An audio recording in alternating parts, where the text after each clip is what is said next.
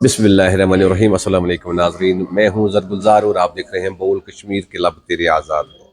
नाज़रीन, आज हम बारामूला के एक ऐसे नौजवान लीडर के साथ बात करने जा रहे हैं जिस नौजवान लीडर ने नई तंजीम तो है ही, सियासी पार्टी की बात करें तो नई तंजीम है। अपनी पार्टी के नौजवान लीडर हैं और इस नौजवान लीडर की जो आज जो प्रोग्राम देखने को मिला है, ये प्रोग्राम था यूथ रैली के हवाले से। और इस चीज़ से ये साबित होता है कि आने वाले दिनों में शायद अगर ऐसे नौजवान लीडर आगे आ रहे हैं तो आने वाले दिनों में शायद इलेक्शन भी होगा। शायद उस इलेक्शन के हवाले से जो मुहिम चलानी है, उस मुहिम का आगाज़ भी इस नौजवान लीडर ने आज शुरू कर दी है। अपने ही कॉन्स्टिट्यूंसी पट्टन कॉन्स्टिट्यूंसी में जावेद इकबाल नाम के ये नौजवान लीडर पलहाल से ताल्लुक़ रखते हैं। इससे जानेंगे क्या इनको किसी और वजह से पार्टी ज्वाइन करनी पड़ी या इसका शौक़ था कि पॉलिटिक्स ज्वाइन करने के बाद खदमत खलकुला करने का, या बज़ाहिर खुद ये पावर गेन करने के बाद लोगों की पावर गेन करना चाहते थे या वाकई लोगों की खदमात अंजाम देना चाहते थे। और इसी हवाले से मैं बात करने जा रहा हूँ। सीधे तौर आप और इनके दरमियान में हाल ज़्यादा नहीं रहूँगा, सीधे तौर पे बात करने जा रहा हूँ जावेद इकबाल साहब से, जो नौजवान लीडर है, उभरते नौजवान लीडर है यहाँ अपनी पार्टी के। उनसे सीधे तौर बात करने जा रहा हूँ, जानने की कोशिश करूँगा किस चीज़ ने उनको सियासत की ओर खींचा है। और आज के प्रोग्राम के हवाले से भी कुछ सवालात पूछूंगा मैं, तो उनका जवाब हम आप तक पहुँचाने की जा रहे हैं। जी जावेद साहब, सबसे पहले मैं खैर मकदम करता हूँ आपको बोल कश्मीर में, क्योंकि एक ऐसी आवाज़ है बोल कश्मीर, क्योंकि यहाँ पर आवाज़ अक्सर और बेशतर दबाई जाती है। लेकिन बोल कश्मीर में आपका स्वागत इसलिए कर रहा हूँ क्योंकि मेरा उसके साथ एक टाइटल रहता है कि लब तेरे आज़ाद है जी। बोलने पर किसी के कदर नहीं, पाबंदी नहीं है। तो मैं यही कहूँगा कि सियासत में आने का वजह क्या रहा? पहले तो मैं शुक्रगुजार हूँ आपका कि आपने इस काबिल हमें समझा कि आप यहाँ पे पूछ रहे हैं कि सियासत के लिहाज से। सर, जो आपका जो सवाल है कि जिसने मुझे मजबूर किया सियासत में आने के लिए, मैं गवर्नमेंट टीचर था, ऑलमोस्ट लगभग सबको पता है। जब मैं बच्चों से पूछ रहा था, पलहालन के बच्चों से, कि आगे होके फिर क्या करना चाह रहे हैं स्टडीज़ के बाद, तो किसी एक बच्चे का मुझे कोई एक पॉजिटिव रिस्पांस नहीं मिला। हर एक बच्चे का यही रिस्पांस था कि सर हम क्या करेंगे आगे, क्योंकि एफआईआर्स में लगे हुए हैं, करीबन 12 13 एफआईआर्स लगे हुए हैं वहाँ पे। एक भी कोई लीडर ऐसा नहीं था या एक भी कोई शख्स ऐसा नहीं था जो इन बच्चों की बात करें, जिनका हम सीधे तरीके से बोलें, एक हिसाब से उनकी लाइफ ज़ाया हो जाएगी, क्योंकि उनको खुद भी पता है कि हम आगे कुछ भी नहीं कर सकते हैं। वो अब बस शौक के तर्ज पे वो स्टडीज़ कर रहे थे। तो जहन में है किसी न किसी को सामने आके इनके लिए बात करनी पड़ेगी, क्योंकि मैंने किसी एक न्यूज़पेपर में एक बार पढ़ा था कि किसी एक लीडर ने एमएसटी दिलाई थी बहुत सारे एफआईआर्स में। तो मेरा शौक यहाँ से स्टार्ट हुआ कि इन लोगों की बात करें जो दबे हुए हैं लोग हैं पलहालन में। और पलहालन की एक सर खास बात बोलूँ, दुनिया में एक ऐसी जगह है जहाँ पे पैसा दिया जाता है कि वोट ना डालें आप। तो उस चीज़ को मैं चेंज करना चाह रहा था। जहाँ पे भी हम जाते थे पलहालन वाले, हमें एक टैगलाइन दी जाती थी कि स्टोन पेल्टर्स हैं या आप तहरीक पसंद है। मैंने सोचा अगर पलहालन को डेवलपमेंटल वे पे लेके आना है, उस रास्ते पे लेके आना है, तो आपको सियासी दामन थामना ही पड़ेगा। तो ये वजह रही कि पलहालन को हर सत्ता पर इग्नोर किया जा रहा था, और वहीं पर आपने महकमे तालीम में रहकर आपने ये देखा, आपने ये जानने की कोशिश की कि बच्चे अदम दिलचस्पी क्यों दिखा रहे हैं स्कूलों में आने के लिए। तो वजह यही रही होगी कि आपको मजबूर किया गया, क्योंकि आप मुकामी टीचर हैं, शायद वहाँ पर आप रहने वाले खुद भी पलहालन के ही हैं। तो मैं भी कुछ चीज़ों का गवाह हूँ।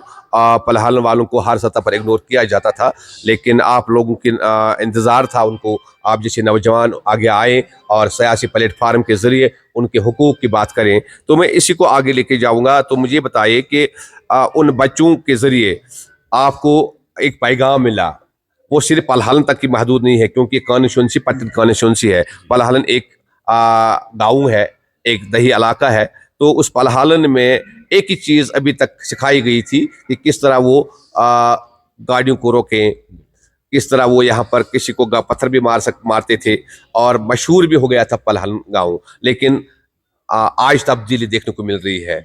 आज वो पॉलिटिकल एक्टिविटीज़ में हिस्सा ले रहे हैं, और ये भी देखने को मिल रहा है कि वो स्कूलों की तरफ भी फिर रागिब हो रहे हैं। और मैंने ये भी देखा है कि कानूनी तौर उनको कई बार मैंने खुद देखा, और मैंने भी उनकी नुमाइंदगी करने की कोशिश की थी, उनको वेरिफिकेशन नहीं दी जाती थी। तो आपने बहुत अच्छा कदम उठाया है। मैं अपनी तरफ से भी आपको मुबारकबाद का मुस्तहिक समझता हूँ, क्योंकि आप नौजवान हैं, आपने सरकारी नौकरी को खैराबाद कह के आप बाज़ाब्ता तौर पॉलिटिक्स में शामिल हुए। मुझे बताइए कि आगे क्या लाहे अमल रहेगा ऐसी चीज़ों को ख़त्म करने के लिए, क्योंकि यहाँ पर जब भी किसी के हाथ में पावर आया या उसके हाथ में कोई ऐसी ताकत आई, तो उसने जो ऑलरेडी पसमानदा जात हैं, जो ऑलरेडी लोग पिसे हुए हैं, उनको मज़ीद दबाने का उनको मतलब दबाते रहते हैं। तो आपके पास आगे का लाहे अमल, सियासी लाहे अमल क्या रहेगा? जी, मैं आपने अभी खुद ही बता दिया था कि मैं तालीमी शोबे से वाबस्ता था, तो उतना ज़्यादा सियासी में कोई महारत नहीं थी सियासत में। लेकिन अल्लाह का करम है कि उन्होंने मुझे ऐसा जहन दिया कि आप आगे चलें। और पहले तो पलहालन से स्टार्ट किया था, पहले उस हायर सेकेंडरी से स्टार्ट किया था जिस बच्चे से मैंने बात की थी। उसके बाद पूरे पलहालन के ऊपर जब नज़र पड़ी तो बहुत ज़रूरत थी वहाँ पे पलहालन को एक अपने लीडर की। इसके बाद टोकते हुए, क्या आप किसी फोरम के इससे पहले टीचर्स फोरम के या टीचर्स एसोसिएशन के या किसी और ऑर्गेनाइजेशन के साथ मुंसलिक रहे हैं? नहीं नहीं नहीं, मैं मुंसलिक तो नहीं रहा हूँ, लेकिन कभी कभार हमारी जो रहबरी खेल टीचर्स की जो एक कभी यूनिट बनी थी, तो उसमें कभी कभार हम मीटिंग्स में जाते थे।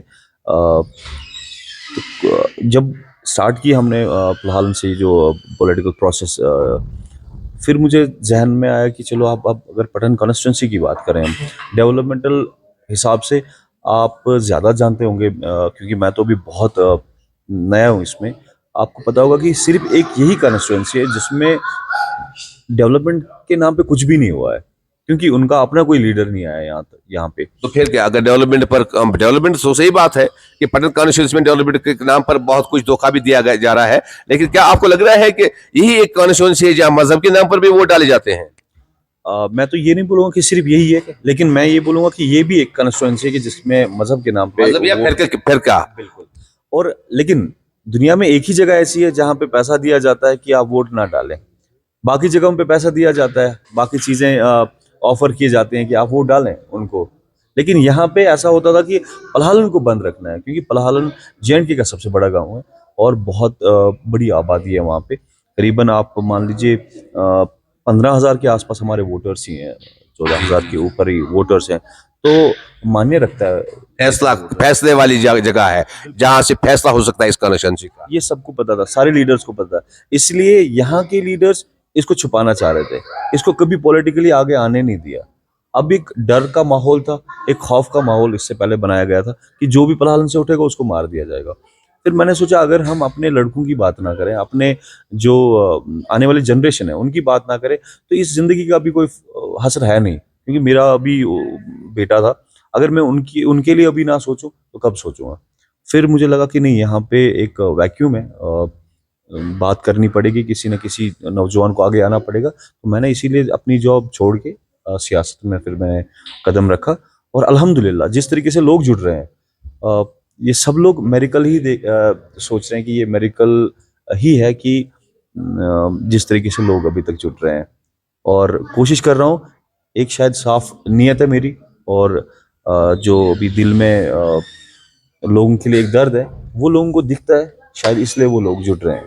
तो मुझे बताइए कि क्या तजुर्बा रहा, आज आपका एक प्रोग्राम भी रहा है, यूथ शायद रैली आपने उसका इनेकाद किया था, तो क्या आपका वो जो सोचना है, आप जो चाहते हैं कि वो जो पैगाम देना चाहते हैं आवाम को, खुसूसन इस कॉन्स्टिट्यूंसी पर्टिकुलर पटन कॉन्स्टिट्यूंसी के आवाम को, कि नहीं अब वक्त आ गया है कि आप आगे आ जाओ, बाहर निकलो और अपने हुकूक के लिए और बेहतर इंसान का इंतखाब करें? तो आज उस कॉन्स्टिट्यूंसी के लिए आज आपने यूथ को मुतहरिक किया है। आपको लग रहा है कि आने वाले दिनों में भी इस तरह मुतहरिक रहेंगे और आप इस तरह भी यूथ को और बाकी लोगों को मुतहरिक करते रहेंगे? बिल्कुल। अगर अभी तक आपका जो कोई सियासी बैकग्राउंड नहीं था या कोई सिखाने वाला नहीं था, अगर लोग आपको इसके बगैर जुड़ रहे हैं तो इसका मतलब वो आपकी साफ नीयत है जिसकी वजह से लोग जुड़ रहे हैं। और आज के जो यूथ रैली के हवाले से मैं खुसूसन बात करूं, यहाँ पे फिरकों में बांट दिया गया था अभी तक यूथ को, वो आगे नहीं आ रहे थे। आप देख लीजिए, इतिहास देख लीजिए, आपने जितने भी इलेक्शंस हुए हैं यूथ ने कभी पार्टिसिपेट नहीं किया हुआ है इतनी लार्ज नंबर में। और दूसरी चीज़ थी कि हमें बताया जा रहा था कि आप लोग जो सेक्स के बुनियाद पे डिवाइड किया गया था शिया सुन्नी के लिहाज से। आज पहली बार मुझे शिया बरादरी ने ऑफर किया कि नहीं, हम यूथ रैली निकालेंगे और आप लोग जुड़िए। तो मैं बड़ा खुश हुआ। मैंने सोचा कि ऐसा मौका मैं कभी जाने नहीं दूंगा। मैंने दोनों हाथों से इस मौके को पकड़ा और आज के जलसे में शिया सुन्नी दोनों यूथ जुड़ा था और एक आहद लेके जुड़ा था। एक आज असल में मान लीजिए एक जंग का ऐलान था, जंग जो करप्शन के खिलाफ, जंग जो नाइंसाफी के खिलाफ, जंग जो ड्रग्स के खिलाफ। यूथ जाग गया है कि उनको पता चल गया कि हमारे बगैर कोई भी इस अभी जो माहौल बना पड़ा हुआ है, पटन कॉन्स्टिट्यूंसी की बात नहीं करूँ, अगर और भी एरियाज की बात करूँ, जो माहौल बना पड़ा हुआ है इसको यूथ ही निकाल सकता है वहाँ से। अल्हम्दुलिल्लाह पटन कॉन्स्टिट्यूंसी के लोग जो नौजवान लोग हैं उनको समझ आ गया, आज वो जुड़े और मैं शुक्रगुजार हूँ उनका, उन्होंने साथ दिया आज। कहीं आपको किसी वक्त किसी लम्हे ये एहसास तो नहीं हुआ कि कुछ सियासी पार्टियां लोगों को आपसे दूर रखने की कोशिश कर रहे हैं? बिल्कुल, वो तो रोज कर रहे हैं, उनका काम है, क्योंकि अब उनके पास एक ही काम बचा है। वो लोगों को जोड़ तो नहीं सकते, अब वो कोशिश कर रहे हैं कि हम जो इनके साथ लोग जुड़े हैं उनको कैसे तोड़ें। वो हरबे इस्तेमाल कर रहे हैं। लेकिन जो 2019 के बाद जो हालात यहाँ पे चेंज हुए हैं, कुछ चीज़ें बहुत अच्छी भी हुई हैं। मुझे नहीं लगता 2019 के पहले कोई बंदा पलहलन से उठ के इस तरीके से कोई यूथ रैली निकाले, रोड रैली निकाले। मुझे लगता था कि इतने पावरफुल ये पुराने लीडर्स थे, कुछ भी कर सकते थे। लेकिन अल्हम्दुलिल्लाह आज इनको अपनी औकात का अंदाज़ा हो गया है कि यहाँ पे एक जो जिसका सियासी बैकग्राउंड नहीं है, कोई एक आम आदमी भी उठ के उनके सामने खड़ा हो सकता है और सर ऊपर रख के उनसे बात कर सकता है। आखिरी सवाल, हर पॉलिटिशियन को अपनी पार्टी का मंशूर पर अमल करना होता है, लेकिन उसके साथ साथ उसके कुछ अपने भी उसूल होते हैं, अपना भी कोई मंशूर होता है। तो मैं पार्टी का मंशूर तो जानता हूँ, आपका खुद का मंशूर क्या है? मैं वापस से वहीं जाऊंगा जहाँ से मैंने स्टार्ट किया है। मेरा पहला अगर अल्लाह ने चाहा इज्जत देने का, तो मैं चाहूँगा कि यहाँ के जितने भी लड़के हैं पटन कॉन्स्टिट्यूंसी में जो एफआईआर्स में लगे हुए हैं, मैं गवर्नमेंट से रिक्वेस्ट करूँ कि इनको एक मौका दिया जाए, इनको अपनी ज़िंदगी संवारने का एक मौका हम फराहम करें। क्योंकि हम लोगों ने बहुत सारे लोगों को मौका दिया है, ये सब जानते हैं। अब इन्होंने कौन सा गुनाह किया है कि इनको हम मौका ना दें। उसके बाद यहाँ पे बेसिक एम्यूनिटीज़ नहीं है। बहुत सारे एरियाज़ ऐसे हैं जनाब यहाँ पे जहाँ पे पीने का पानी नहीं है। मुझे बड़ा दुख होता है जब मैं उन लोगों को देखता हूँ कि तड़पते हुए कि वो पीने के पानी के लिए तरस रहे हैं, और वो भी 2023 में। फिर मैं कोशिश कर रहा हूँ कि मैं उनको पहले बेसिक एम्यूनिटीज़ दूँ और यहाँ की जो मेडिकल फैसिलिटी है उसको इम्प्रूव करें। एजुकेशन के लिहाज से अगर बात करें, वो तो नौजवान का एक नज़रिया वही होता है कि वो इन चीज़ों के ऊपर भी वर्क करे। लेकिन पहले मैं चाहूँगा कि यहाँ पे बेसिक फैसिलिटीज़ पूरी हो जाए। शुक्रिया।